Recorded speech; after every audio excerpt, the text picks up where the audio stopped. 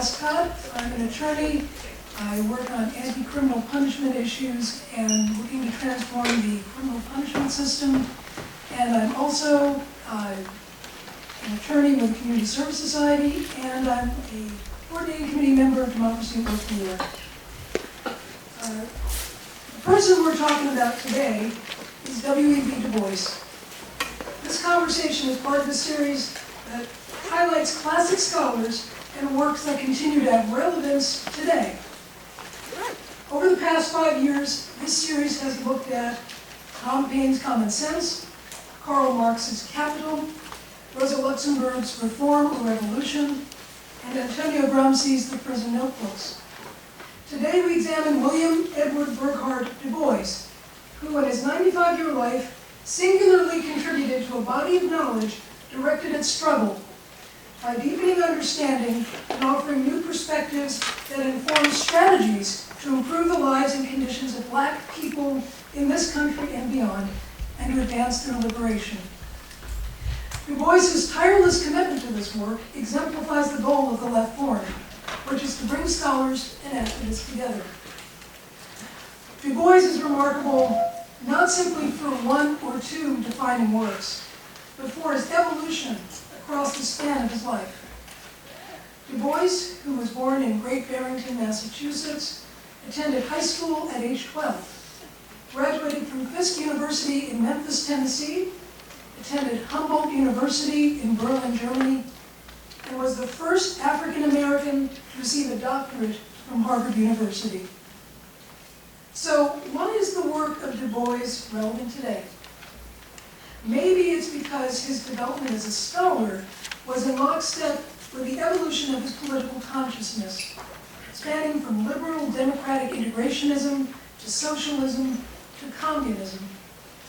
Perhaps it's his commitment to developing new tools to advance the humanity, self-determination, and liberation of Black people who are suffering greatly under slavery and throughout the violent Jim Crow apartheid system established following the Civil War.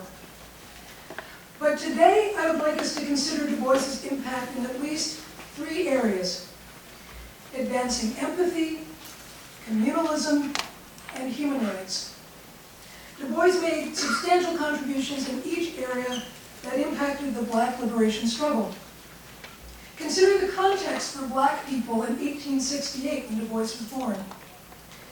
At this time, the U.S. had just formally ended the extractive, exploitive system of slavery, and particularly in the South, embarked upon successor extractive, exploitive systems that included convict lease, chain gang, sharecropping, and debt peonage. And as we know, the Southern economy was largely agrarian, and Black people at that time, an estimated 4 million, were the cheap labor force that ran that economy. At the war's end, the South experienced a labor crisis. So what was the response? Black people were criminalized by statute, including ambiguous conduct like vagrancy or failing to have a labor contract at the first of the year.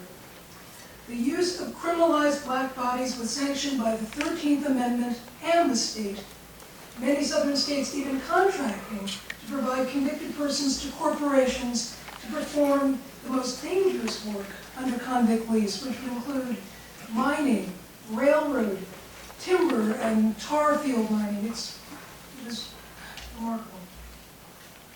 These practices were widely rationalized by racist ideology, disseminated by reference to authority like religion and anthropology and biology, with such narratives as the curse of Ham, or Blacks were not descendants of Adam, or they didn't have the same ancestors as white people, or Blacks were intellectually inferior, and this was all supposedly measured by the science of craniology. In the wake of these forces, it appears that DuBois postulated that greater understanding about the very human conditions and struggles that Black people, as people, endured would generate some empathy, much in the way that Dr. King believed that images of violence directed against peaceful Black women, men, and children might affect the sensibilities of the broader white population. Dr. DuBois, who worked at Washington's Tuskegee Institute as a research assistant in 1894, was unsettled by the Atlanta Compromise, an agreement with white society as represented by Washington that blacks would continue to work as partners in a white-sanctioned economic structure, mostly through manual and vocational labor, but not seek political or social equality. By contrast, Du Bois wanted to achieve equal rights for all men. Du Bois also found that countering power requires more than the awareness of the suffering of others. It requires a vehicle in which to oppose individual and structural dehumanization and subordination, and it requires values and a structural framework in which to practice and replicate them, a space for humans to be human.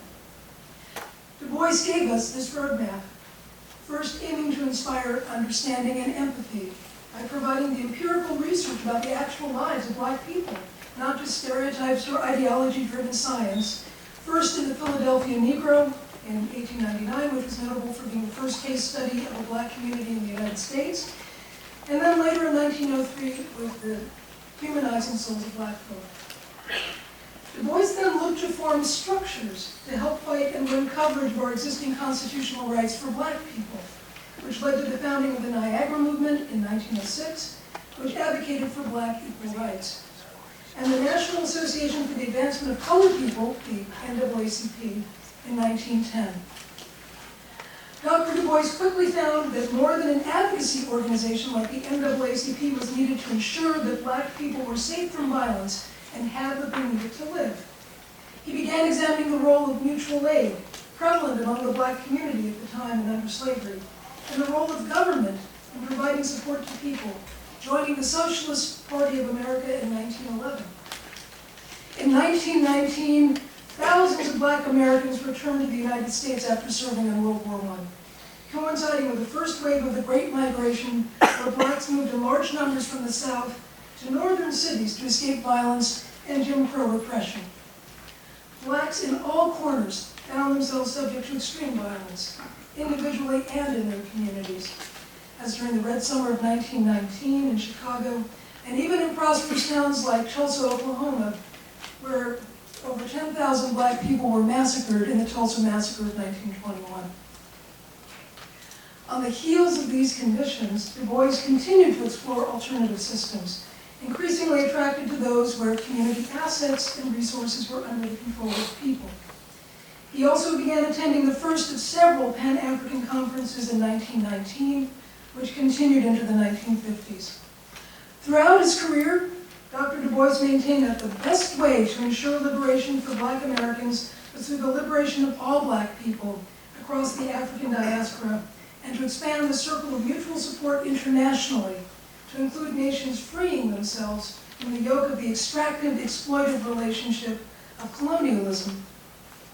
Always curious about new systems, Du Bois visited the Soviet Union in 1926, where he was impressed by the apparent respect for workers.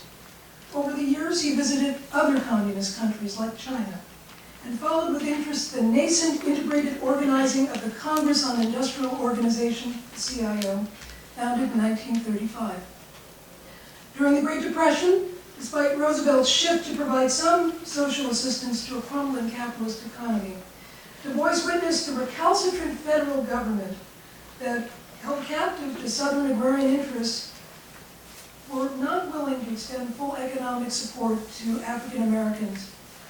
Only 60% of black Americans, actually 40% of black Americans received Social Security under that regime. And it was done to preserve the Southern subsistence economy.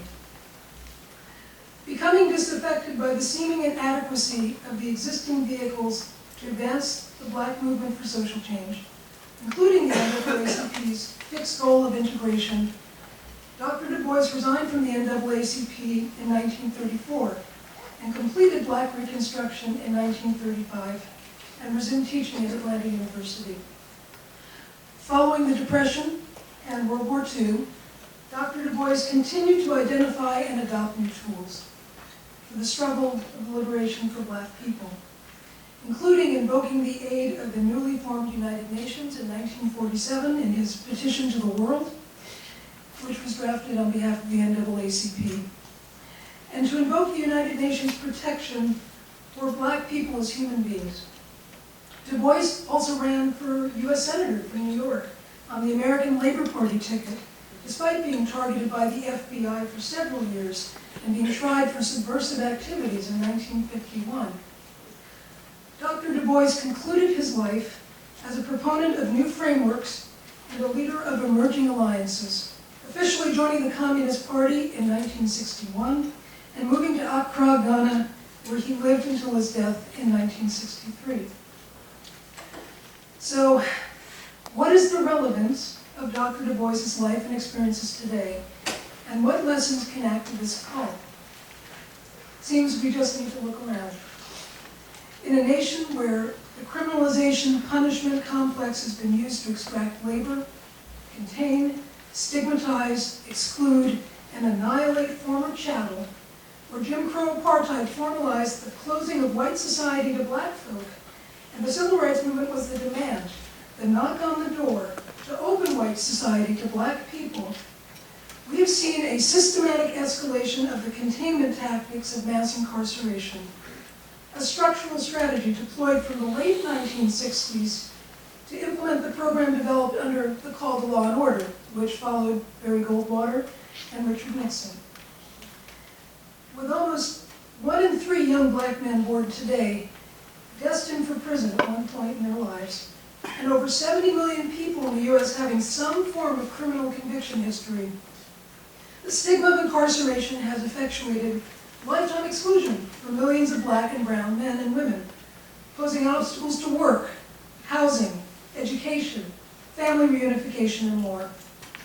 But even without the marking by the punishment system, we are seeing the proliferation of a violent reassertion of white space, where black people are subjected to police power while sitting in a Starbucks, or doing their job as a black real estate agent in Memphis, Tennessee, or as Bob Marley's granddaughter experienced when she was coming out of the Airbnb just for being in a white section of where an Airbnb is. And the now banality of the visible black executions by the police, like John Crawford, who was basically just shopping in an Ohio Walmart, or Philando Castile, or Eric Garner, and the callous violence directed against black girls and boys attending a pool party in McKinney, Texas. What is notably absent is empathy. So in order not to reproduce and relive this callous chattelization of black and brown people in new formations, we must pay close attention that our values be reproduced in structures and spaces that can support their practice. Hence, the normative value of human rights, intertwined with cooperative communalism. So today, we're fortunate to have with us proponents of these principles and structures, journalistic and interpersonal empathy, and new cooperative structures as the platform for lived communalism intertwined with human rights. Chris Hedges is a Pulitzer Prize-winning journalist, author, activist, and Presbyterian minister. He is the best-selling author of several books, including War is a Force That Gives Us Meaning, a finalist for the National Book Critics Circle Award for Nonfiction, and is a columnist for Truthdig and the host of the weekly interview show on Contact. Richard Wolff is a professor of economics currently teaching at the New School University in New York. He hosts a weekly radio and television program, Economic Update, broadcast on 100 radio stations and multiple television networks across the country. He is a co-founder of Democracy at Work, an organization advocating for a transition to a worker co-op-based economy, and its work is available on democracyatwork.info. Professor C. Jama Adams is an associate professor in the Department of Africana Studies at John Jay College and a licensed clinical psychologist. He has published in the areas of migration, identity, low-income youth, black masculinities, and fatherhood. His book on the experiences of black migrant workers in China will be published by Routledge in spring 2019. Okay, so each speaker is going to speak for about 15 minutes, followed by a moderated discussion with some questions, and then hopefully at the end a brief question and answer period. So I give you Chris Hedges.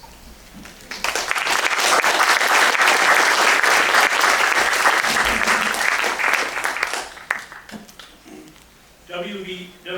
DuBois, more than any intellectual this nation produced in the 20th century, explained America to itself. He did this not only through what he called the color line, but by exposing the intertwining of empire, capitalism, and white supremacy. He deftly fused academic disciplines. He possessed unwavering integrity, a deep commitment to the truth, and the courage to speak. That he was brilliant and a radical was bad enough. That he was brilliant, radical, and black terrified the ruling elites. He was swiftly blacklisted, denied the professorships and public platforms that went to those who were more obsequious and compliant. Du Bois had very few intellectual rivals, John Dewey perhaps being one.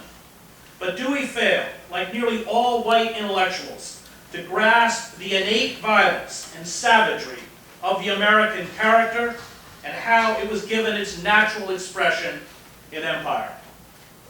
Regeneration and purification through violence is the credo of America. D.H. Lawrence, like Du Bois, saw it and said that the essential American soul is hard, isolate, stoic, and a killer. The pillars of American capitalism are genocide and slavery. America was not blessed by God. It was blessed, if that is the right word, by producing the most efficient killing machines and trained killers on the planet. It unleashed industrial violence on its enemies, abroad, and empowered armed, white, vigilante groups and gun thugs, the slave patrols, the Ku Klux Klan, the White Leagues, the armed wing of the Democratic Party, Baldwin Felts and Pinkertons, to perpetrate a domestic reign of terror against blacks, abolitionists, Catholics, radicals, workers, labor organizers, and Chinese. The ideological descendants of these killers have mutated into white hate groups and militarized law enforcement that terrorize immigrants and undocumented workers, Muslims, and people of color trapped in our internal colonies. This bloody visage is the true face of America.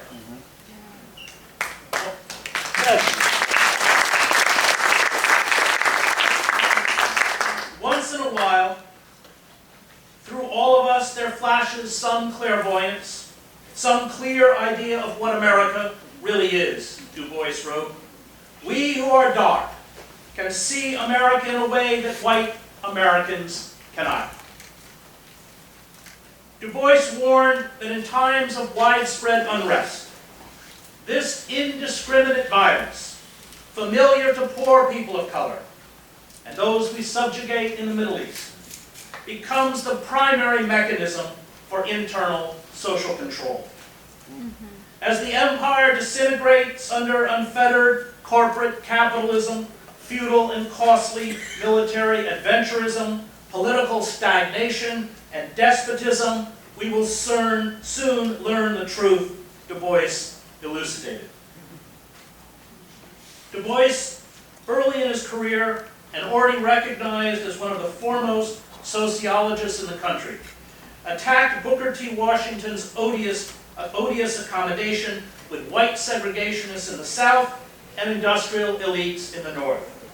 He derided Washington's advocacy of vocational training for blacks at the expense of the intellectual pursuits.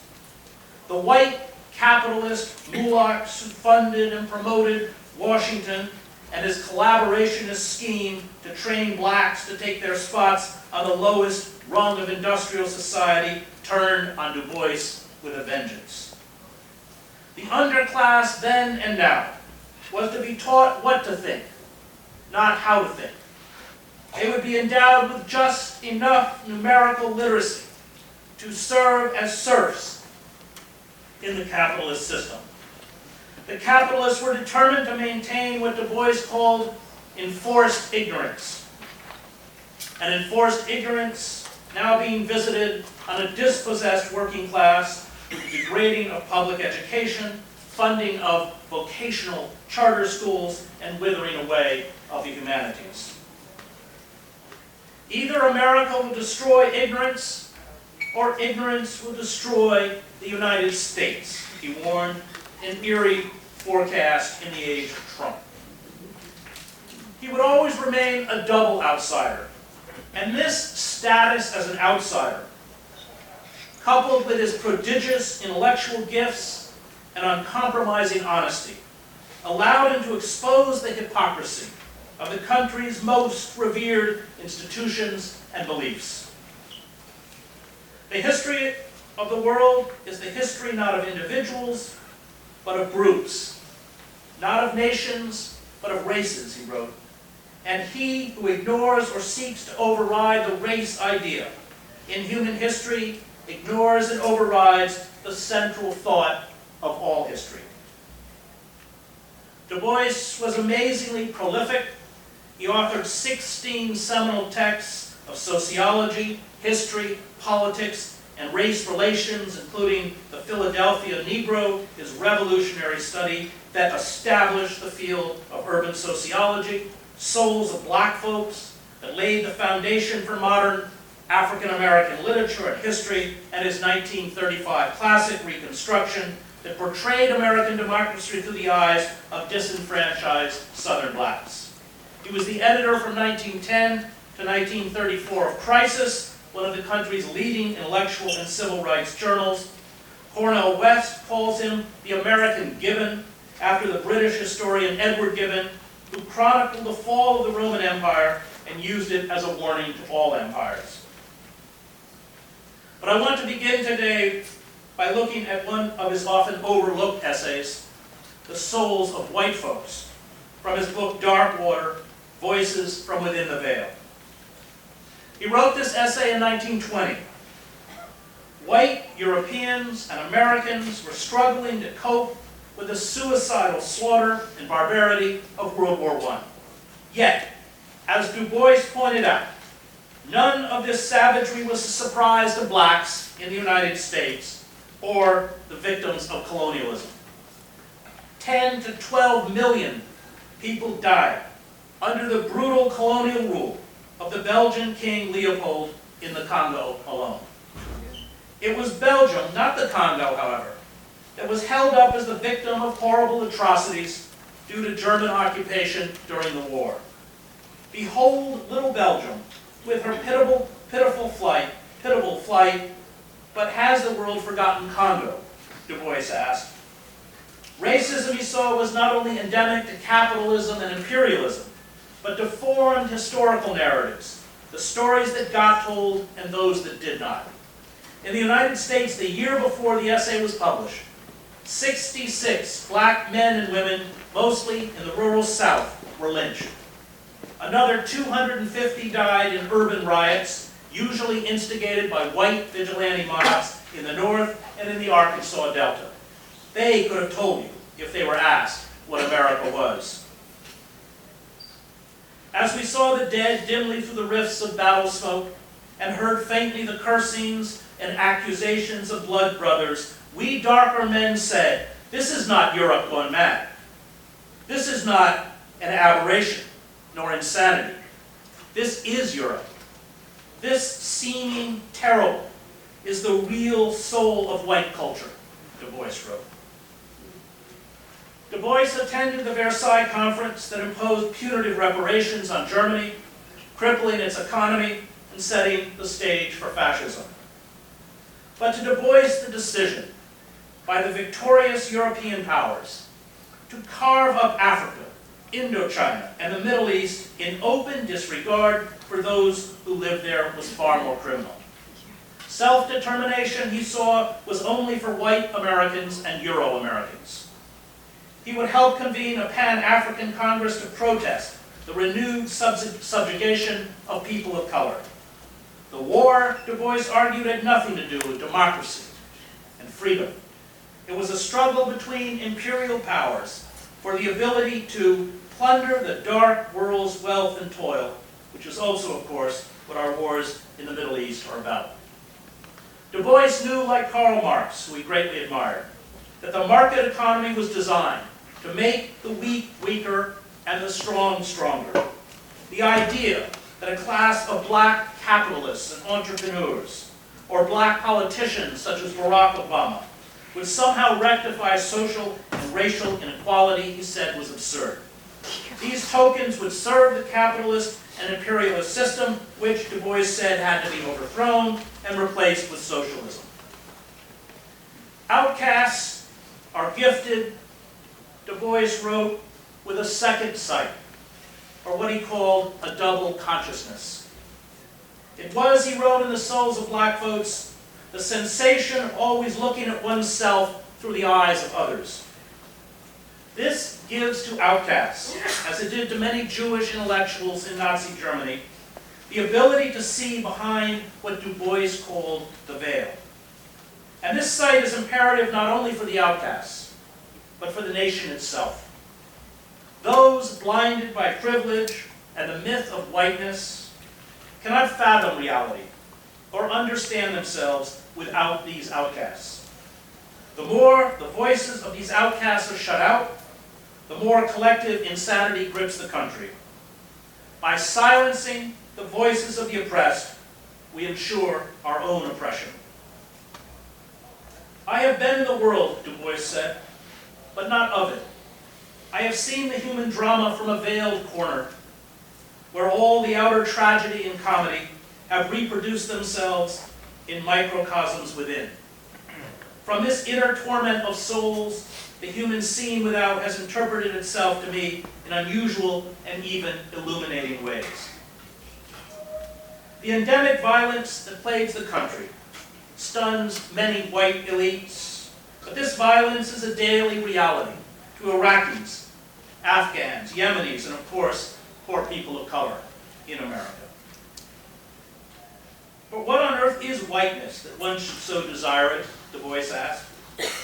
Then, always, somehow, someway, silently, but clearly, I am given to understand that whiteness is the ownership of the earth forever and ever. Amen. It is curious to see America, the United States, looking on herself first as a sort of natural peacemaker, then as a moral protagonist in this terrible time, he wrote. No nation is less fitted for this role.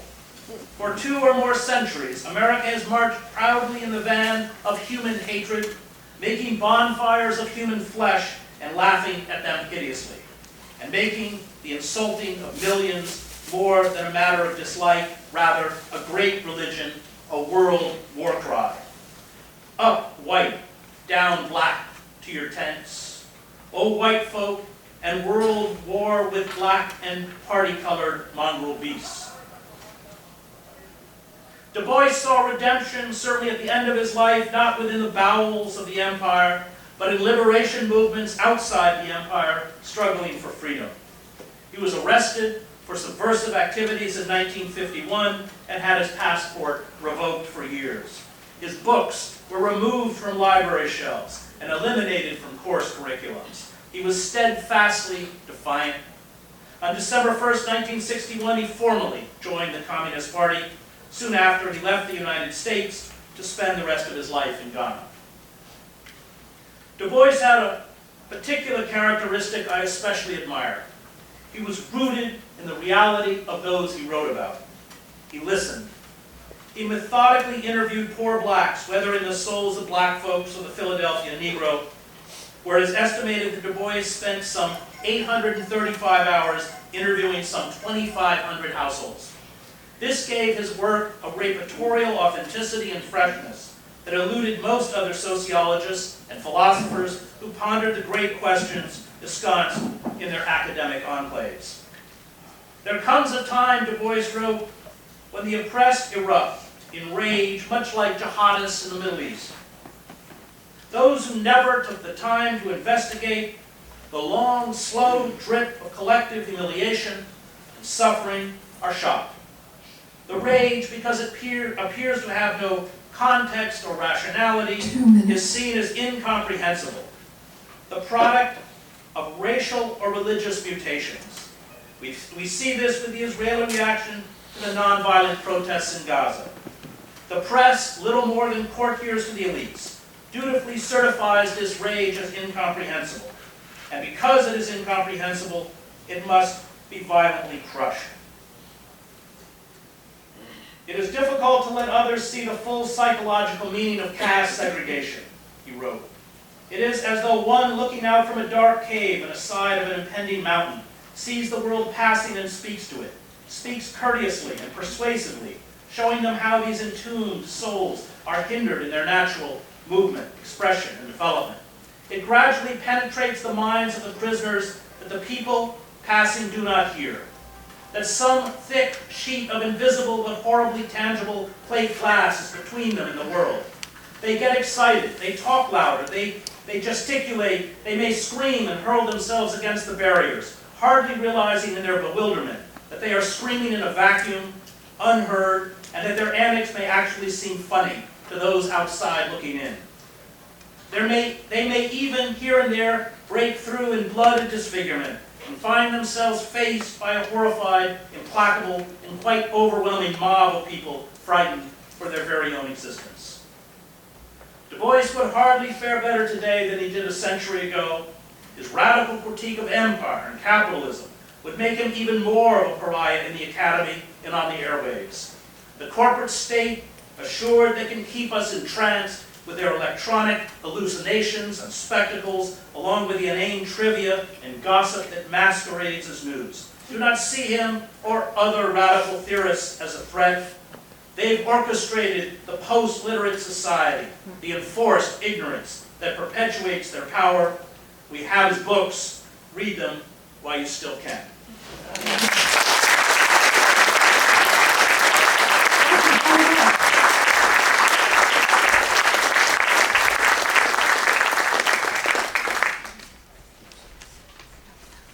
Thank you, Chris Hedges. And now up, Professor Richard Wolff.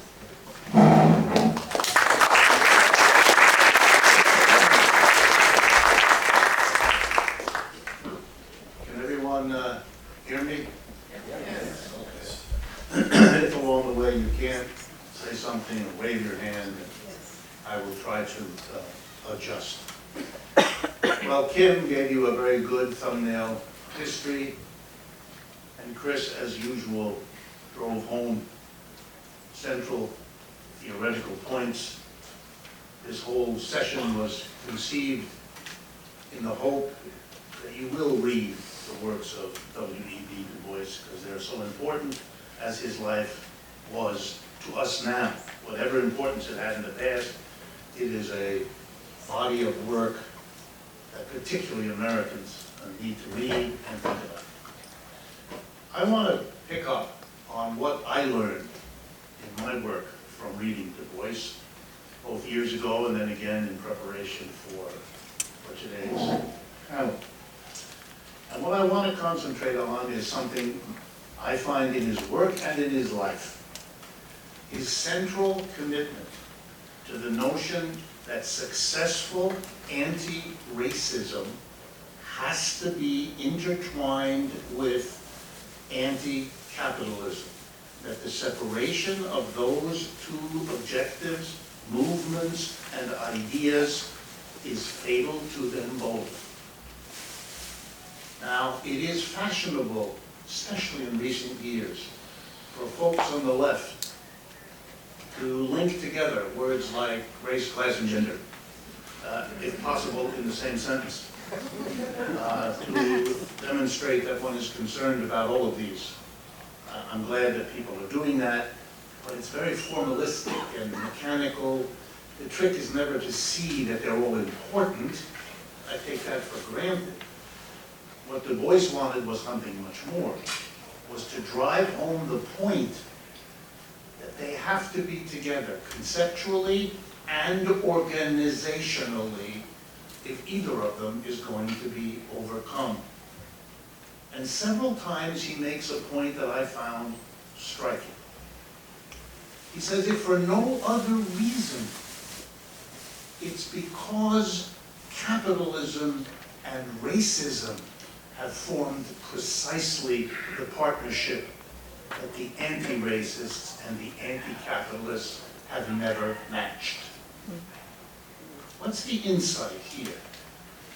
The insight is the relationship between capitalism and racism, a relationship that was crystal clear for Du Bois for most of his life. Had to do with joining the Socialist Party early, had to do with joining the Communist Party toward the end of his life, had to do with accepting the invitation of Kwame Nkrumah to go to Ghana while Kwame Nkrumah was still in charge in Ghana before the very forces that Chris so eloquently told us got rid of Mr. Nkrumah, who then had to go into exile in neighboring Guinea. A few years he had left after he was overthrown in a coup d'etat by the military funded by Western Europeans and Americans.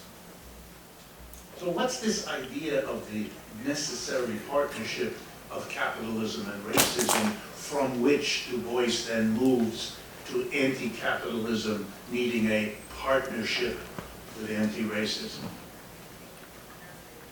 Capitalism has a problem. This I assume most of you have already noticed. But the particular problem of capitalism, or problems if you like, could be summarized in the following 2 or 3 focal points. One, it's an extraordinarily unstable system. Wherever capitalism has settled, every 4 to 7 years it has an economic downturn. These have many names because they are so continuous. Downturns, recessions, depressions, business cycles, I could go on. There are many names because we've all lived through them many times. It plunges the people who live in capitalism into unplannable catastrophes regularly recurring. Education's interrupted, lives destroyed, relationships abandoned, masses of people unemployed, huge numbers of businesses going out of business to catastrophes, large and small, are part of capitalism. The second flaw, if you like, is the inequality, the relentless drive of capitalism to make a few people extraordinarily wealthy and a mass of people not so much. The left forum and other places documented not so long ago the work of a remarkable French socialist economist, Thomas Piketty, documenting, if you needed it, 600 pages about how capitalism everywhere and always drives to inequality and why so. Only interrupted if people rise up against it. And the third part of capitalism that's a flaw is that it divides people into employer and employee, replicating in a slightly altered way how previous economic systems divided people into master and slave and lord and serf. Now, the problem of capitalism is the catastrophe that instability, inequality, and employer-employee exploitation. The danger of capitalism is you can't have that system if the mass of people live in constant fear of it and experience it. And this has been a problem for every capitalism. And one of the solutions that almost all capitalisms have found, as Du Bois explained, is to arrange for a subpart, a portion of the working class, to bear a disproportionate burden of the instability, of the inequality, and of the exploitation. A part of the working class gets assigned the role, if you like, of shock absorber. The instability comes to them. They're the last hired and the first fired. The inequality comes to them. They're the bottom of the barrel. And the exploitation comes to them because they have the worst jobs demanded in a society. The reason you need a group like that is to stabilize the rest, to give them the illusion that it won't come to them.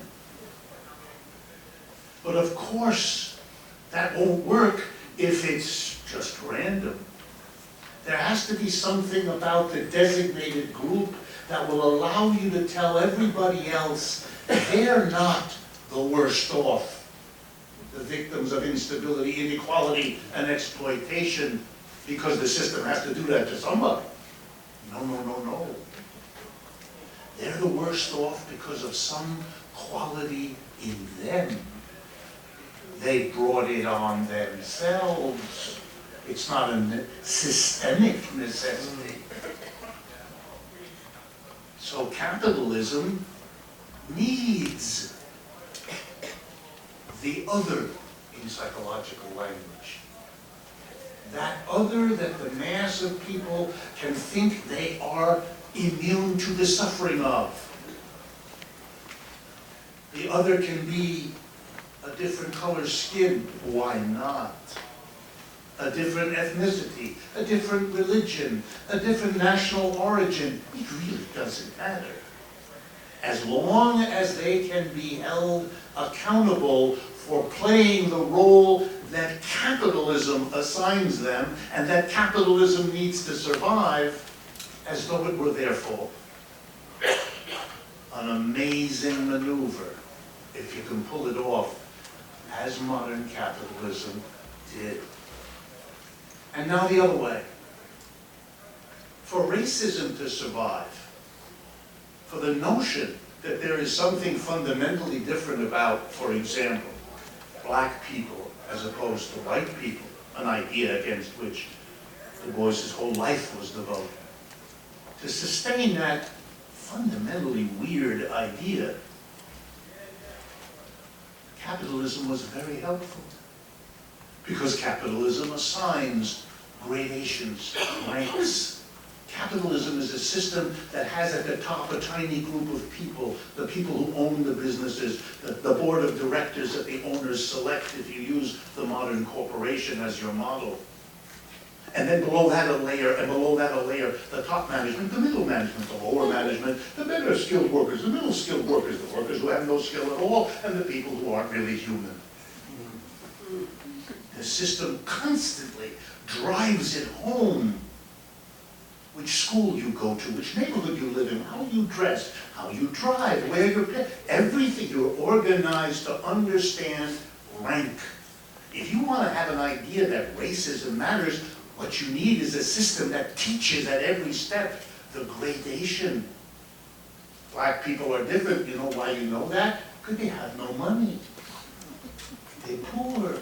They do the crappy work. They get paid crap. You can see it all around you.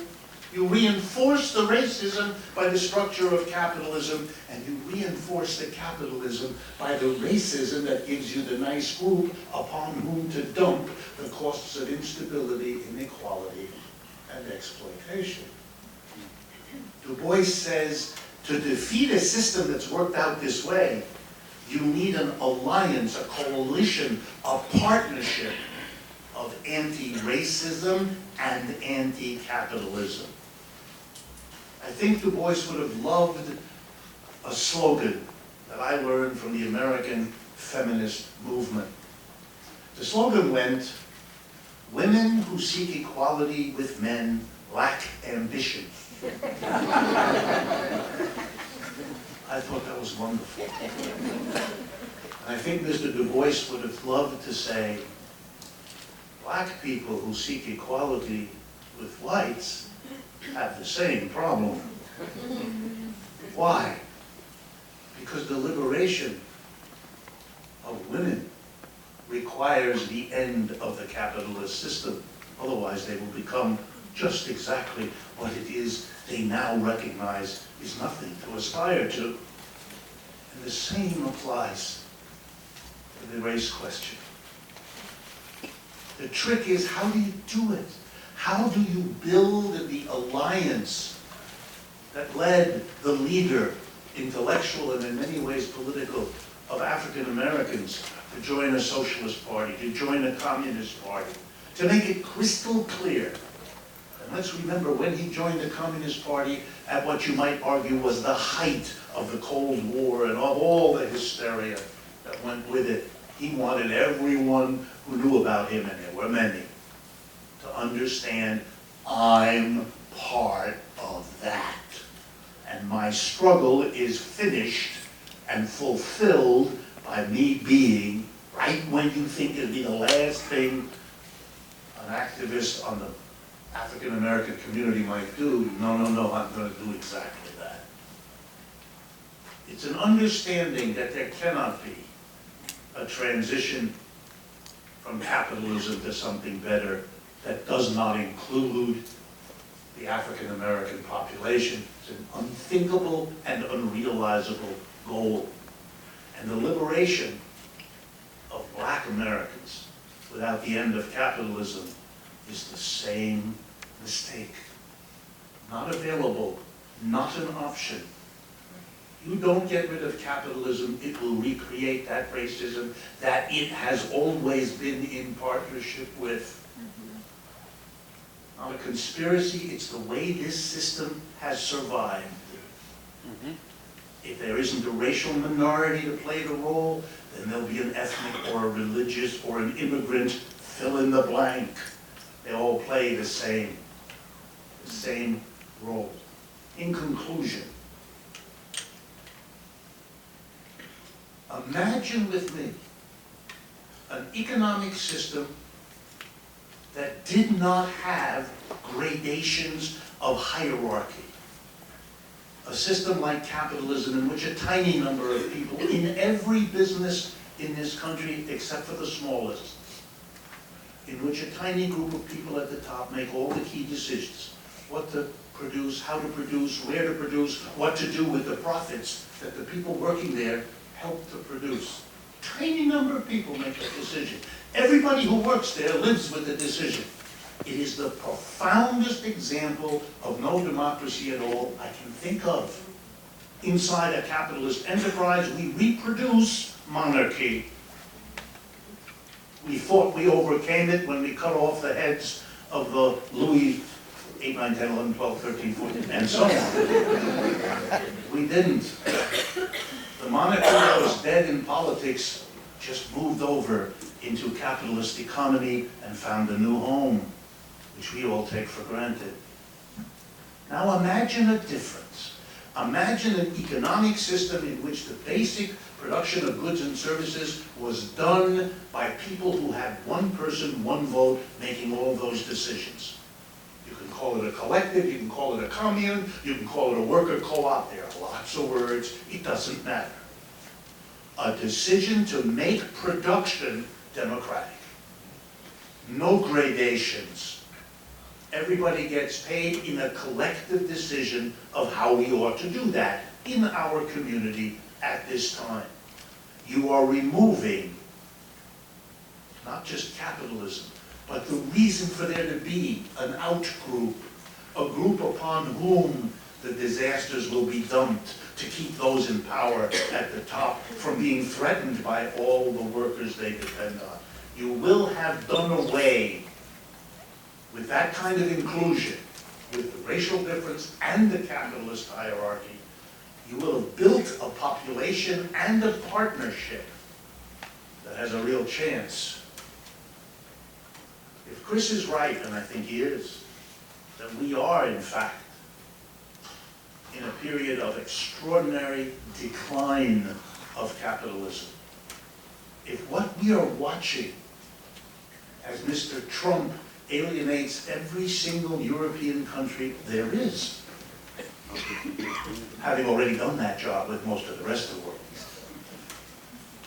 If we see the divisions inside the United States, it's not hanging together. You can't do what has been done in the last period without a unified capitalist class, and they're not able to do that anymore. Then we have a chance, if we learn the lesson of Mr. Du Bois, because this splitting within capitalism, the divisions at home, the divisions internationally, They're scary, I know, we're all scared. But as always, Mr. Hegel's dialectic is never quiet. The scary danger is also an extraordinary opportunity.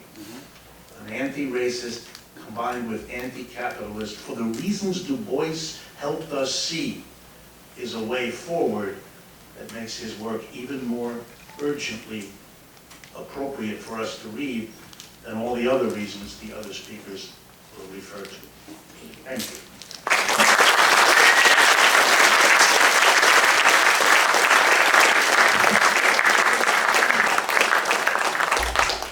Thank you very much. Professor Adams.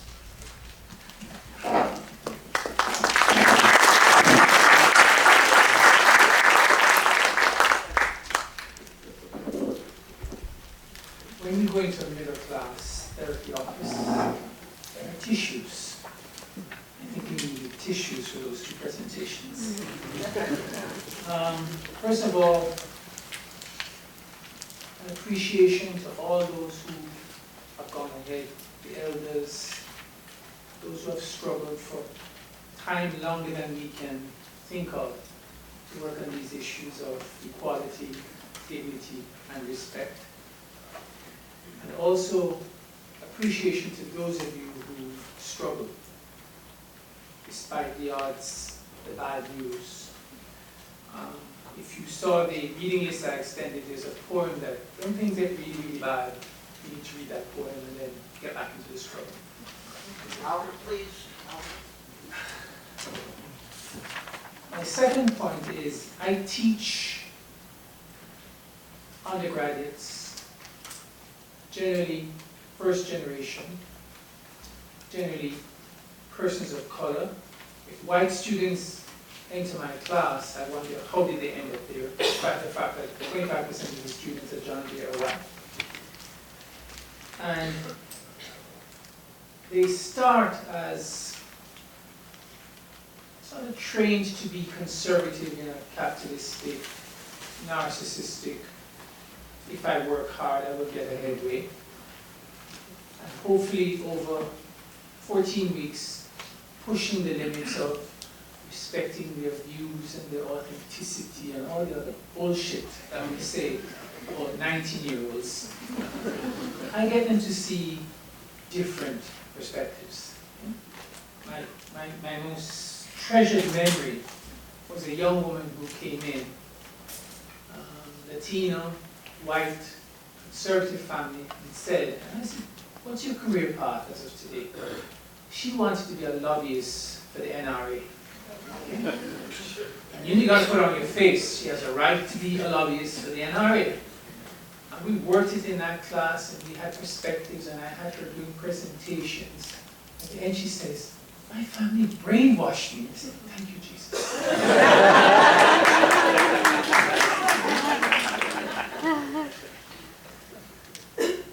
I'm not a card-carrying socialist. I'm a promiscuous intellectual. Whenever I find ideas that work, I run with them. Okay? And one of the things we have to be careful about is not conveniently aggregating. It bothers me to hear you talk of white people this and black people that.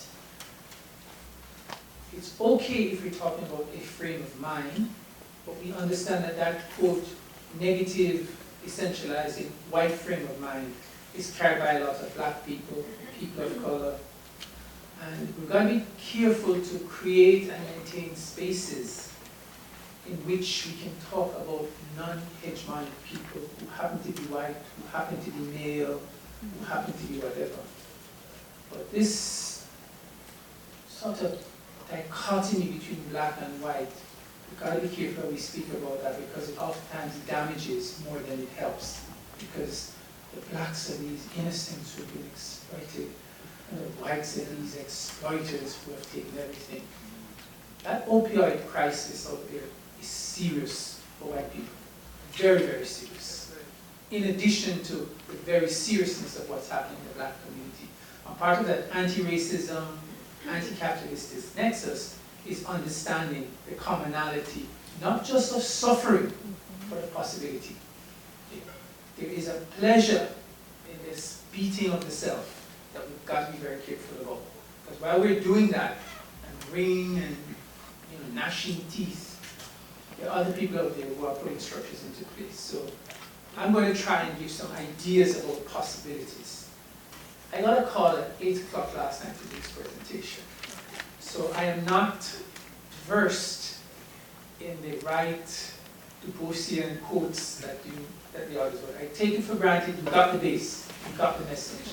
I'm going to be somebody who's teaching 19-year-olds who like, was there a World War I? I have to cut to the chase.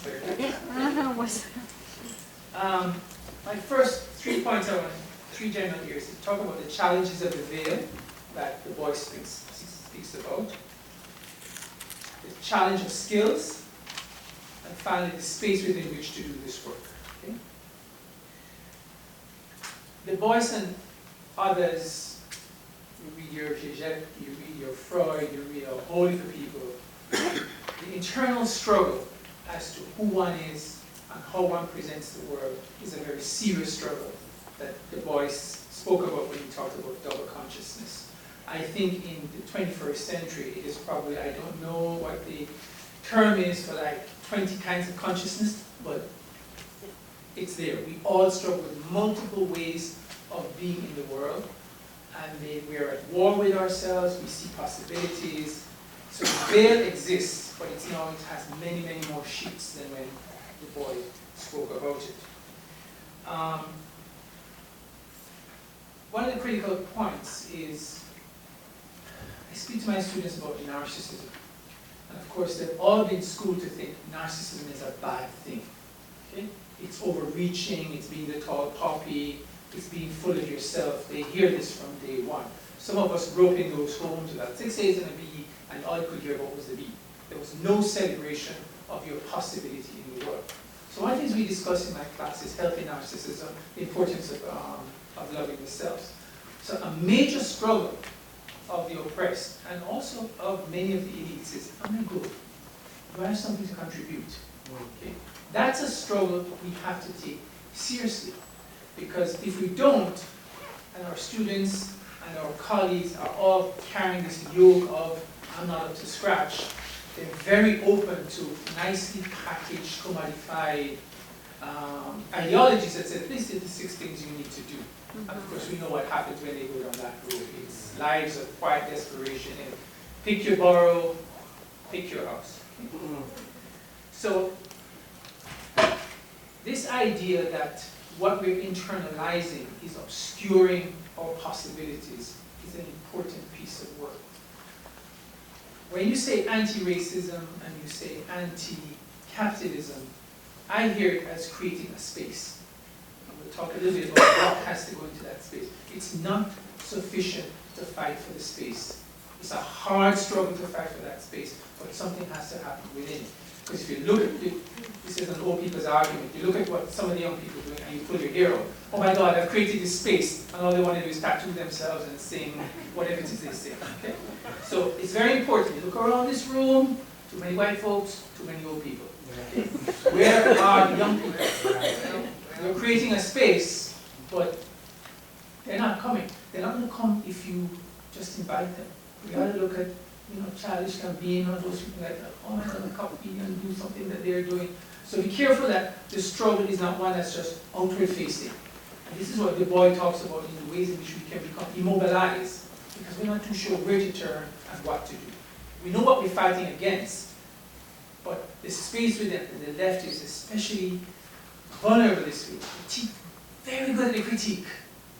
But, so what do? Look around the room.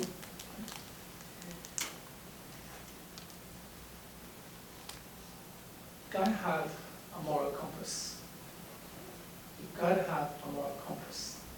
And what we're seeing is the seductions, the temptations. I tell my students, I said, in the 21st century, oppression, it has a fist, also very seductive. Over and over, I see, there's 2 classes of students I see around money. A set who desperately have to work, the rent, the metro card, they have to work. And another set, not as small as you would think, who don't have to work, who got 7 credit cards, ran them up, and don't have to pay for them, and have nothing to show for those credit cards. Okay? So part of my, I smile when I hear that, oh, we're going to kill capitalism. Not saying no, but in the meantime, Tanisha, a 19-year-old, has $8,000 in debt and nothing to show for it. She didn't invest it in bitcoins or anything like that. It's on her back and it went to Starbucks. Okay? So one thing we do is, I have them do a financial audit at the beginning of the semester. We run courses in financial literacy, because if they are handcuffed by debt, they're not in the struggle. They can't even come to office hours. This may be not what you expected to hear about DuBois, but that's part of the fight, because we need those young people. Okay? Otherwise, we won't go down that road. So let me talk a bit about skills.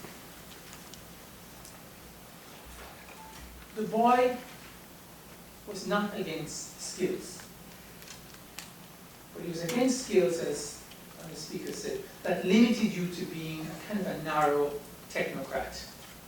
That you didn't have a worldview, you couldn't critique, you didn't see how it fit into the larger scheme of things. I was talking to a friend who teaches at Harvard and Yale, serious amount of people, and he talks about his students coming back to him after 5 or 7 years in investment banking. And he says they're so beaten down. They're rich, they have money, but there's no worldview. It's just a short term, and it bothers them, but they don't have an answer, they don't have a model. That was DuBois' point. So we've got to be careful about not setting up. We love to set up these dichotomies of, him versus Booker T, and it was Coates versus Cornel West. Got to be careful with those arguments, because what they serve to do is to divide us and have us talk about personality rather than what is the larger issue. And DuBois' point was, I take it. Here's a man who wrote the book on urban sociology. It don't get more skill than that.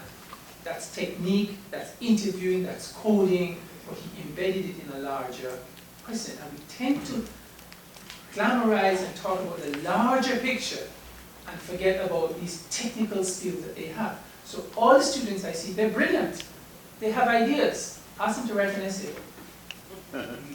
Ask them to go to the library and find something. They're clueless. The point I'm making is, especially those of us who are credentialed and qualified, be careful around your assumptions that, oh, these skills are not good.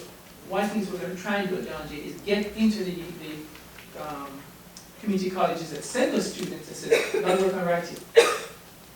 You've got to work on those technical skills, because that to me is the height of racism and classism.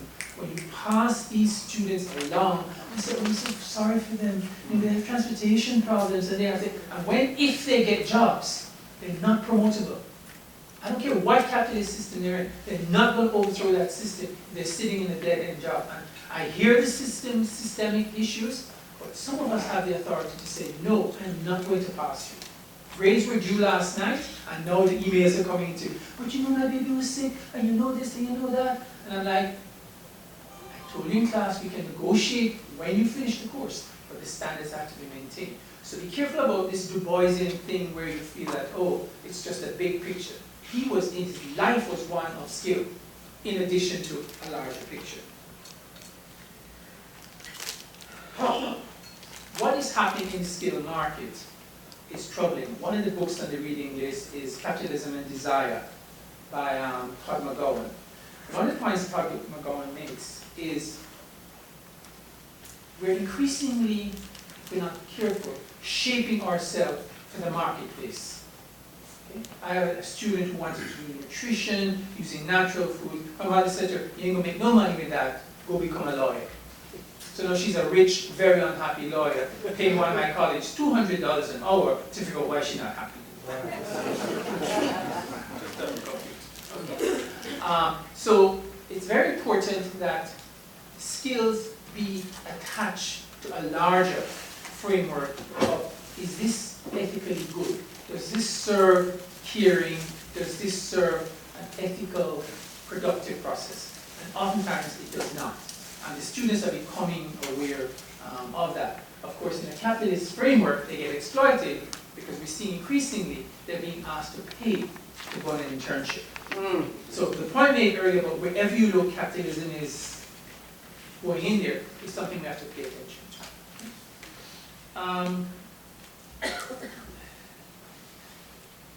Let me talk a bit about the space within which to do this work. The paradox of safe spaces. You need safe spaces. And part of why you need safe spaces is to protect yourself against this relenting, unrelenting assault of being black, and who's going to be just being a human being. It never ends. For the last 5 or 6 years, I've just felt the most unsafe I've ever felt, because you never know where the dangers are going to come from. Is it going to be the IRS? Is it going to be Social Security? It's not just the government. Is it somebody stealing your data? There's just this sense of not being safe. So we need safe spaces. But here's the challenge. A safe space must serve 2 functions. It must be a place where you can lick your wounds, be understood. It must be almost womb-like, but it cannot be completely a womb. It has to be a space where you re-energize, you rethink, and you're launched back out there. Because if you're not, if you just stay in a safe space that's a womb, you become a victim. And the victim industry is being exploited by capitalism. If most of the apps available for an iPhone, or generally for a phone, are mental health apps. How to be healthy, how to be zen-like, how to do yoga, hot, wet, or cold. It's all the large issues. So it's not sufficient to have therapeutic space. That space must also be a space where the person can be launched, they can do something else. This is a tricky point. Difference. Many of us gain recognition increasingly by helping victims. We're there to assist, we're there to take care of them. And you know, any industry that makes its money in a particular way is not going to go out of business. So I'm not just talking about the therapeutic state, I'm talking about the therapeutic private industry. One of the dangers it constitutes is that those of us who are experts assume that those who are not, in a credential formal way, don't know what they're doing and can't sort of themselves. So we're always in their space. And they invite us in because we've convinced them, before I speak at length about this, we've convinced them that they really don't know what they're doing. They need a facilitator. They need some readings. I sent them my list. Okay? And so what are your readings? What are your experiences? So this is especially a temptation for white folks. They always want to help black folks. But they're helping black folks, I'm talking about a certain kind of a white and a certain kind of a black, they're helping black folks from their white perspectives. As you know, this is what socialism really is. This is how you need to fit into the world. And they give them no space to breathe. And they're afraid to let go and try and walk on their own. I don't know how many of you have had a child, and I'm generalizing here, but you can take your child to the park, watch them fall down, smile when you realize they haven't broken their head, but they're kind of bruised, and you can get up, or you can put all the pads on them so that they never fall, so that at 25, when they've done well in school, they come to somebody like me and pay money to help them to understand how to fall without somebody picking them up. And that's something white folks have to be careful about. There is a politics of assistance that immobilizes, that says, I need to be here, I need to help you. And the idea that you can help by backing off, creating a space and backing off, is something some of us don't quite understand.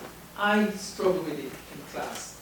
When they tell me they don't know what World War I was or Korean War, I'm like, you need to give them a lecture on that. But no, I don't. I ask them, what wars do you know? And I get different stories, and then I hear, oh, Grandpa was in a war. Maybe you should go and talk to Grandpa. So there's an invasion of space that goes on that we have to be careful of. Okay? 2 quick points. that space, there must be the possibility of doing what Anna Ardern called thinking beyond knowledge. Okay? What we don't want is the pre-Aryan deposit model, where we're expecting them to master this language and then just give us back what we're saying. They have to go beyond that, and that has to be an exercise in trust. So again, a space where there is silence, where there is ideological uncertainty, is a crucial space that we have to consider, because I'm sorry, I'm looking around this room like something's wrong with the left. In the 21st century, this should not be the audience. I am not saying go home and stop struggling, but I'm saying there must be some space to question this and to do something different. And the last point is this. The future is a funny kind of a book. Some of the pages are written, some of the pages are blank. On some of those blank pages we can write. So we need to read, we need to write, we need to question. Thank you. Thank you.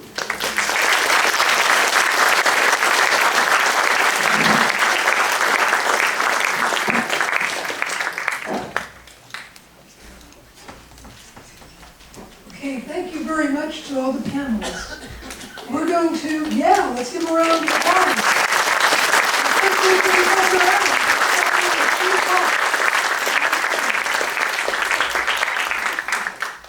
Okay, so what we're going to do now is a couple of questions directed to the panelists. We'll give them about 2 or 3 minutes each to respond.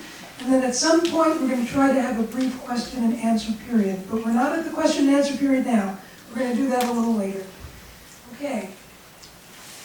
So, everyone has spoken about the challenges of forming anti-racist and anti-capitalist alliances, given the difference of culture and economic and human positions that have been assigned to white and black people. How do we create an emerging space for partnership? And I'll see if I'd like to respond first. So, we saw with the rise of the Occupy movement, the inflicted wounds of capitalism visited on white, college-educated kids. And the Occupy movement, certainly in New York, I think in most cities, did not have widespread support or even participation from poor people of color. Because, as I mentioned, this kind of boutique activism of multiculturalism and identity politics had forgotten the primacy of economic justice and the cruelty of capitalism, while it was destroying neighborhoods and lives of people who live in marginal communities. So suddenly, these kids at Occupy are confronting police violence, debt peonage, the wages that are not even at a subsistence level, evictions, all of the things that had been going on through deindustrialization for 2, maybe 3 decades at least in communities where people of color live. And I think that, and I'm in agreement with Rick on this, that the left's failure to stand, to divert its energy into issues of inclusivity, which are not unimportant, but at the expense of justice, widened the rift between poor people of color and the white left. And one of the things that was heartening about Occupy is that they were those kids and the people in Zuccotti, they were very, very aware of that. And they realized that that rift had to be crossed. And so after Barack Obama, in a coordinated national effort, broke the Occupy encampments, they kind of fractured and shattered, but you saw people, Occupy people gravitate towards Black Lives Matter, towards raising minimum wage. But I think that, and this gets back to Rick's talk, that primacy of confronting the cruelty of corporate capitalism, and of course who its first victims are, has to be a major concern of the left in order to I think, repair the damage that the white left did. Okay, thank you. Professor Wolff? Yeah, I'm struck that we don't know at best how to bring these two things together. We're at the early stage. We're trying to think through how we address both communities about the need to make this partnership that I tried to express. But if I may disagree a little bit with fellow panelists, I'm thrilled that you're all here. I'm very happy with the diversity in this room. Could we have an even better audience? That's always true. And I'm very glad you're all here. I see an enormous diversity of people in this room. That's a very good sign. And so I want to congratulate you all for being here. I also want to tell you that there's a very recent example of white and black folks getting together around a concrete issue and working very nicely together. On the 1st of May, a group of mostly white students at the New School University, where I teach,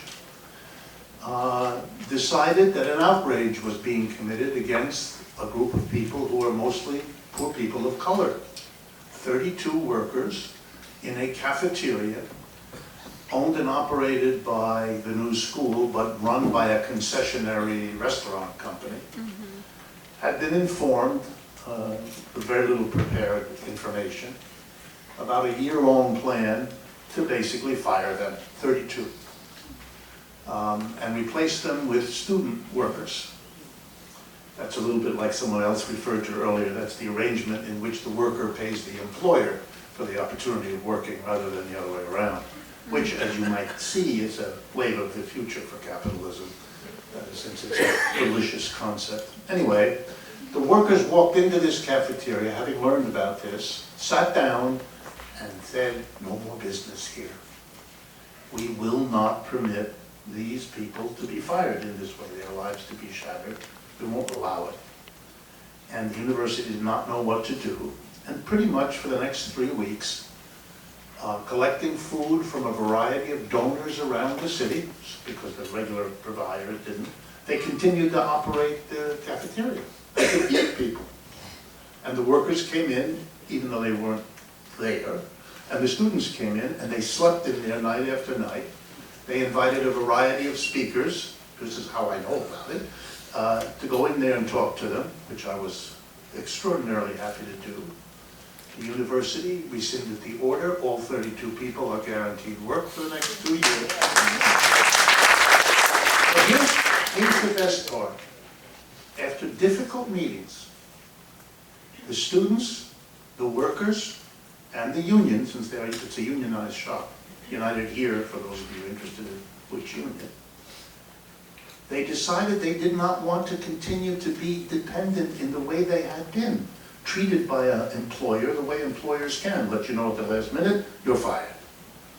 And the way to do that, they decided, workers and students together, was to make as a condition of ending the sit-in, the occupation, that over the next 2 years, while they have their jobs, a conversion will be undertaken, or at least they will negotiate a conversion so that this cafeteria becomes a worker-run cooperative where nobody will tell them what to do.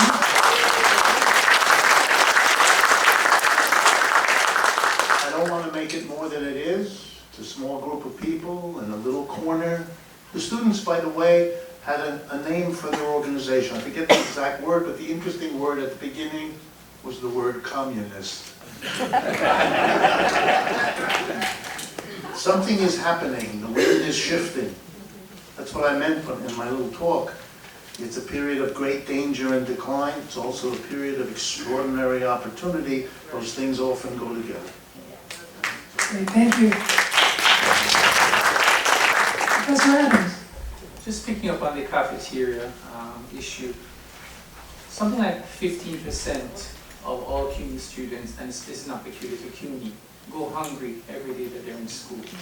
There's supposed to be some bills in the Congress to jiggle entitlement so that they can get food. It's held up for, who knows why something gets held up in Congress. 3 points I can take from that example, but can be applied broadly in terms of using this space to struggle. One is systematizing. So all the CUNY contracts I understand for cafeterias are up for renegotiation. I could be wrong, but I don't think there is a system that reflects modern technology that can help CUNY students understand what the new school went through and how to profit from it. And if we don't have those systems in place, it means that when the conscious people move on, there's little after effect. So one of the things we need to work on is the opportunities that technology offers us. I would give my right, left arm, and foot for somebody who's really good at database management. Because having that knowledge at your fingertips makes the man step back.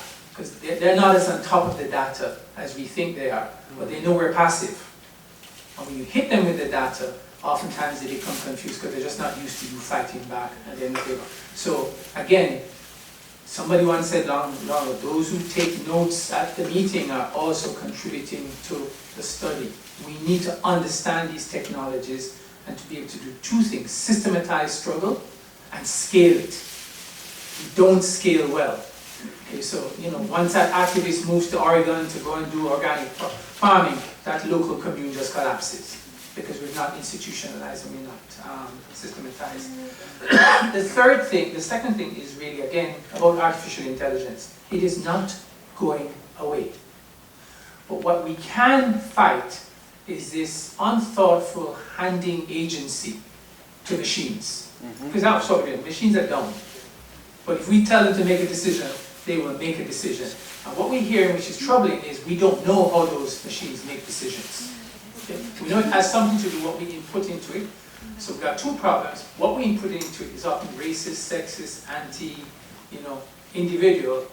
And two, it takes that material and it does something with it that we're clueless. So there are two levels of danger we need to understand and we need to fight. In other words, an ideology is becoming a part of artificial intelligence and be presented as objective, neutral, non-discriminating bullshit.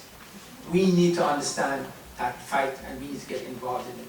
Pamphleteering on 14th Street is important, it is not enough. And last point is, I have been humbled over the last 5 years by YouTube. Because I took an old person's attitude, it was just, naked women shaking themselves up and down. That is not what YouTube is about. My students consistently come in with materials like, where did you find that? And it's on YouTube. So I'm using YouTube as a metaphor for art. Understanding the importance of art as struggle, because that's how our students do. They rap, they write spoken word, they dance, and then when you listen to what they're saying, it's like, that's Nietzsche, that's Hegel.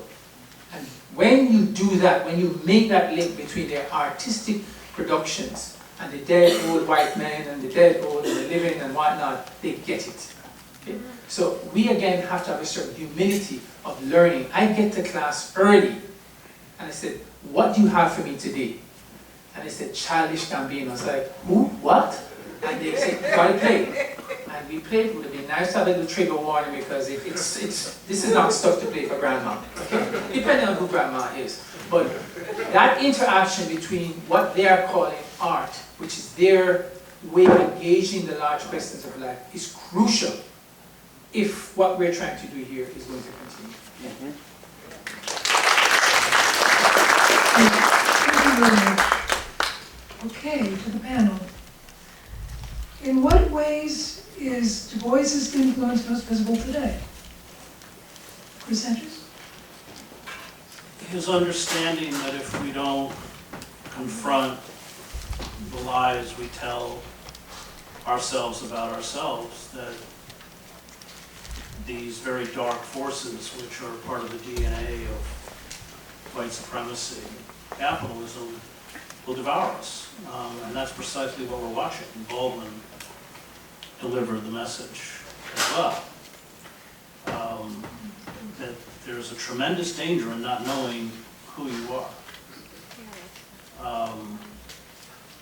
And we see it in not only turning the White House into a center of Islamophobia and racist conspiracy theorists, but in the degradation of civil discourse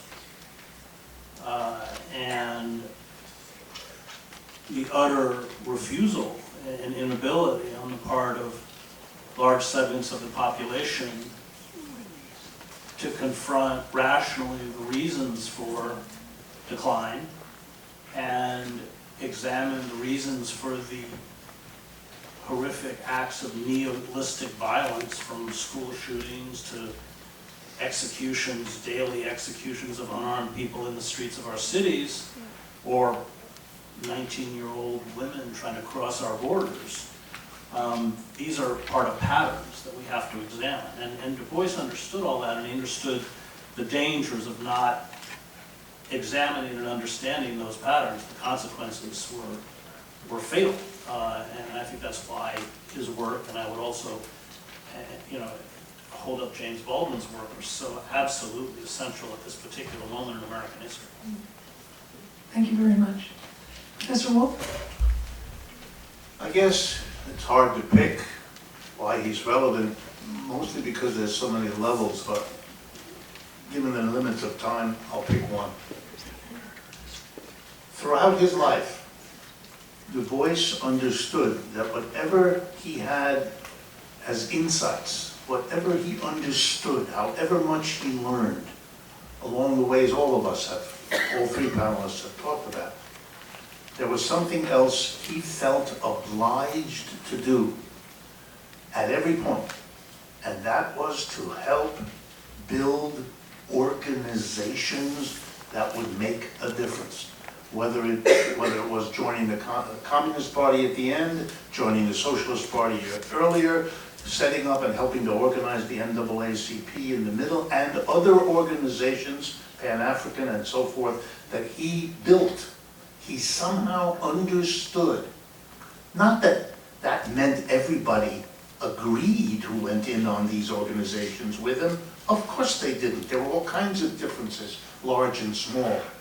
But that was never the basis for not trying to form a large, powerful organization along the lines of anti-racism and anti-capitalism. A little more one than the other, depending on which community he was working. If I had to pick something that the left desperately needs today and they can learn from him, would be something like a parallel commitment and obligation based on a parallel awareness. We now have the numbers. I know that may be hard for some of you to believe, but I spend a great deal of time running around the country, as I know Chris does, for sure as well. I've never had audiences like this in my life. They're larger and more numerous than anything I have seen. The consciousness of Americans about these situations is better than I have ever seen it in my lifetime, and it's never been close. Where's the organization? Where is the ability to pull the people together, to handle their differences that can be done inside an organization, and they'll be more powerful than they're done now outside one. This is a lesson Du Bois can teach us if we're willing to learn it. Thank you. Remember that line, "Where have you gone, Joe DiMaggio? A nation turns its lowly eyes to you." Two quick points. Picking up on Chris's point about Du Bois's emphasis on self-knowledge. So many of us are enacting a self that we don't realize it's not our self. It's an encoded self that stresses consumption, shallow thinking, that sort of stuff. And Du Bois spent a lot of time talking about self-knowledge, self-awareness. But one of the concepts that my students find attractive is the idea of narcissistic injuries. that in the process of examining who you think you were, you will fall short, and that's painful, and that pain is part of the work. That pain is should not lead to victimhood. That may be a stop you make, but it needs to go on to realize that inherent in doing the kind of work DuBois is talking about, it is going to hurt. Because all along, so many aspects of yourself has been living a lie. Remember, these are 19-year-olds. She cried when she did a calculation on how much she spent at Starbucks for 1 month.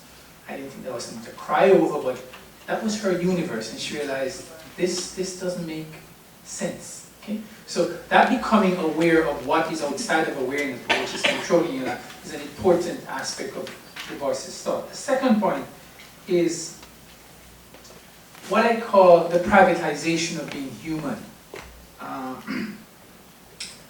DuBois spoke again and again relentlessly on the importance of understanding that none of us are outside of history. None of us can live a life as we think we can, as if slavery didn't occur. Like, there were contract workers or some crap like that. He said there is a history, and I don't know who it was, Tennessee or somebody said, that history is alive today. That's part of his legacy, that we've gone down this road many times before. I'm not one of those who believe that history repeats itself, because that's denying the struggle that's gone on. There are lessons that we have learned, and we have to work on this road. But it's a relentless fight to make people understand there's a way of understanding this. There's systemic histories here. There are factors at work that we can understand. Because the idea is that we all start fresh, and DuBois says, no, you don't. You've got to know that history. Thank you very much. Okay, ladies and gentlemen, I believe we have very, very limited time, about 10 minutes. So what I'm going to do is just really take 1 or 2 questions. I'll go up with a microphone, and then it will direct that question to the panel and see if they can answer. So we have 1 question here, and 1 question here. Oh, I'm sorry. Well, okay, so we have 2 on this side, and if we get to you, we'll get to 3. Okay, thank you. Oh, No, I'll let you do thank you. it. I was just wondering, I just don't know if I've heard the answer to this question, but I was just wondering, was W.E.B DuBois just more than an intelligent man, or was he more than that? Was he somebody who was just able to brilliantly reimagine the intelligence that existed at the time that was no longer applicable? And I guess I think about like forums like these, where you spend a few days and everybody's very self-congratulatory about what everybody knows, but when it comes to how you accumulate all that information into how do we get out of this mess we're in now, everybody's kind of like, so I'm wondering, is that the lesson of W.E.B DuBois? Not only just to read him and to know what he was saying and everybody else but to somehow reinterpret that intelligence and maybe even discard some of it because it isn't getting us anywhere today. Does W.E.B DuBois teach us that in some way? Thank you. Gentlemen, do you want to respond? I thought you were going to take 2 or 3. Okay, I can do that. Okay, thank you. For the whites in the audience or people who recognize the dehumanization of white people, I just want to give anti-racist-alliance.com because I really identify with what the speaker said. You have to go in and face that pain. And for Richard Wolff, I'd like him to talk about Cooperation Jackson and building that as an organizational model and getting credit unions that the left and the activist unions actually fund and make happen. And then last, for Chris Hedges, I'd like to know what do you suggest in terms of the Poor People's Campaign as an organization that is happening that very few of us know about in 40 states across the U.S. today? Okay, coming to you.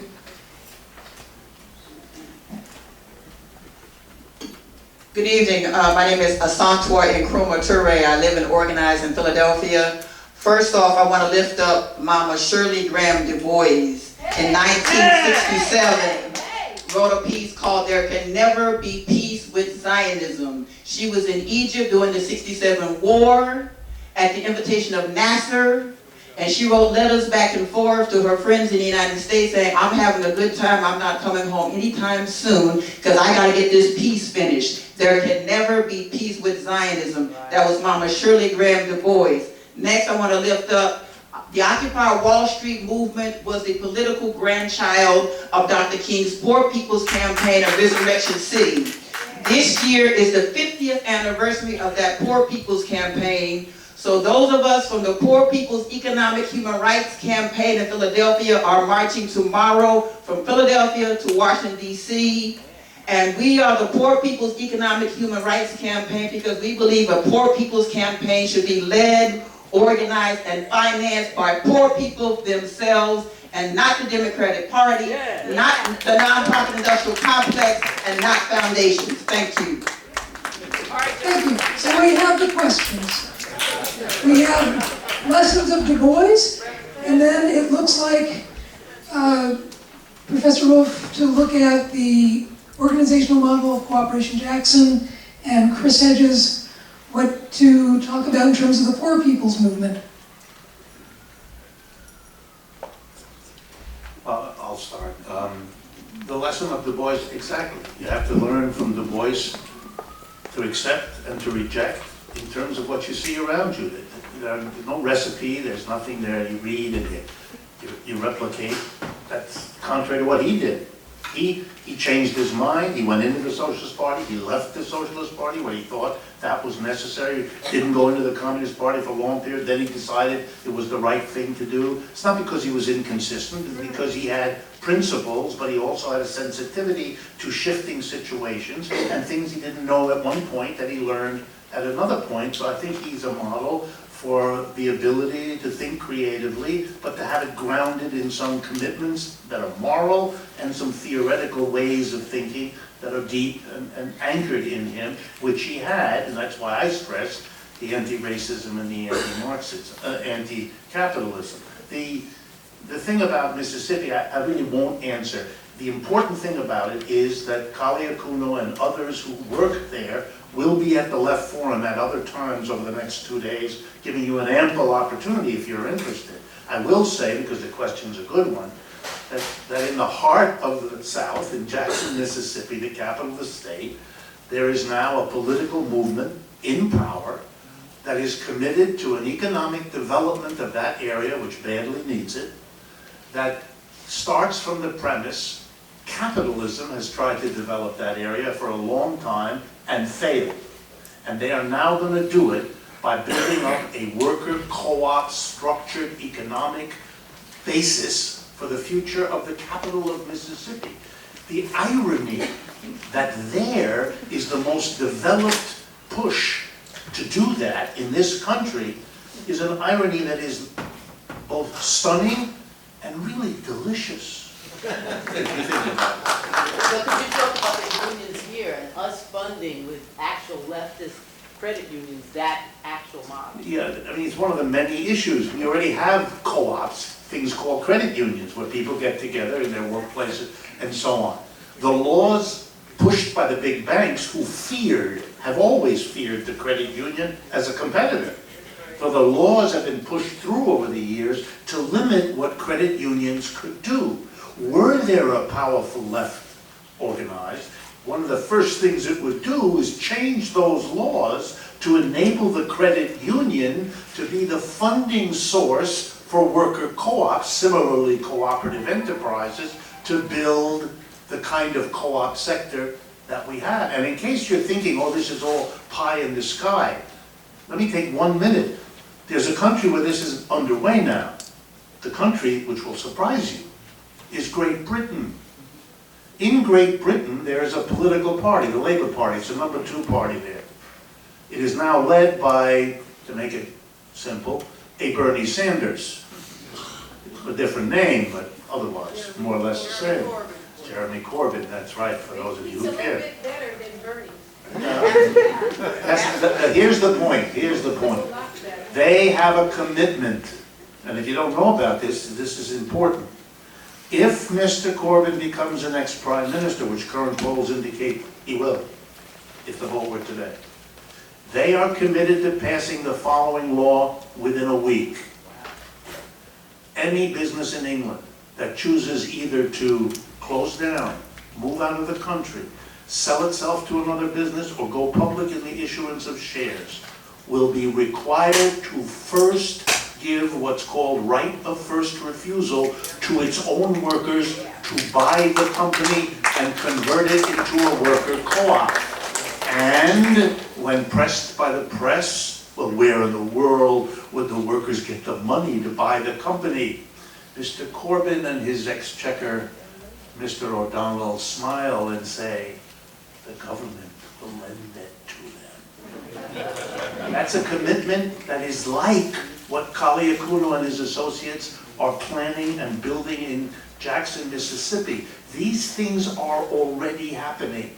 If you don't know and you're not hooked in, that's one of the consequences of not being an organized left, which would otherwise have let you all know that long ago. Great. Thank you, and for percentages. I would just, in terms of all of these great movements, like the Poor People's Campaign, is remembering that the Democratic Party is the enemy.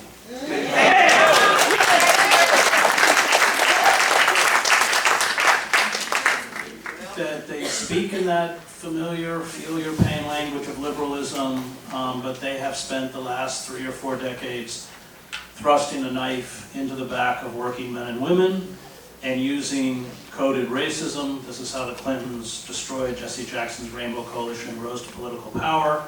And any belief that embracing or funneling effort, this was my problem with Bernie Sanders, into the Democratic machine only perpetuates the despotism that is embodied in Trump. Remember that Trump is the symptom, he's not the disease. He is the product of a failed democracy and a system that has been seized by a tiny cabal of global corporate elites, and that if we don't make war on the Democratic Party, you know, we are, especially given the fact that we are headed towards another financial crisis, it's inevitable, I don't know when it's coming, but it's coming, that the inability on the part of the Democratic establishment to address the fundamental issue, which is social inequality, and they use the same kind of demagoguery, whether it's about Russia or Comey or whatever, and let's not forget the persecution, as I speak, of Julian Assange, that they essentially are the guarantors of a devolution into, especially in a moment of economic crisis, a very frightening system. So that would be my warning. Don't fall for this least worst. The Democratic Party has to be destroyed along with the Republican Party.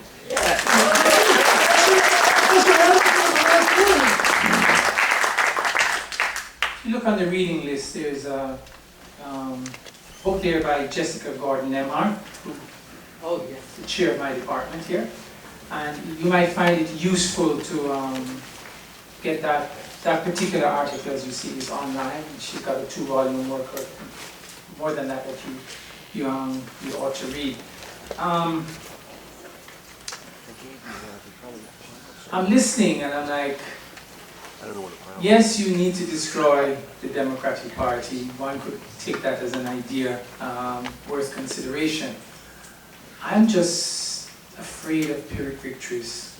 You know, I want to know what we're going to do, what me as a little professor in a class can do with these students. I'm thinking, as you're speaking, that these co-ops are going to need accountants, smart people, and we need to make sure our students are getting both the technical education, but also the philosophy around a non-hegemonic way of managing money and resources. We need to hear more about that, because these systems, should they come up, they need workers, and right now we know that they're not sufficient out there. So I have no problems with these broad picture strokes of destroy this, refashion that, but the staffing, the technical skills, the discipline, the expectation some aspect of your organization must pay attention to that.